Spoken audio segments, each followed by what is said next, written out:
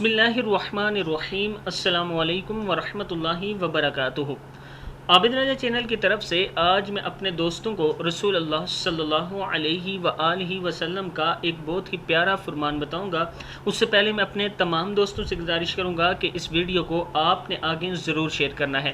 تو شروع کرتے ہیں۔ بسم اللہ الرحمن الرحیم۔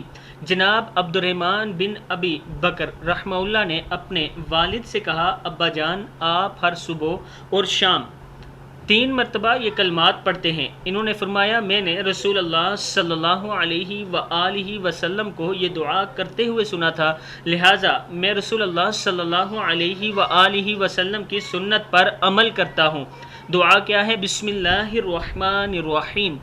اللہم عافنی فی بدنی، اللہم عافنی فی سمعی، اللہم عافنی فی بصری، لا الہ الا انت، اللہم انی اعوذ بک من الکفر والفقر واعوذ بک من عذاب القبر، لا الہ الا انت۔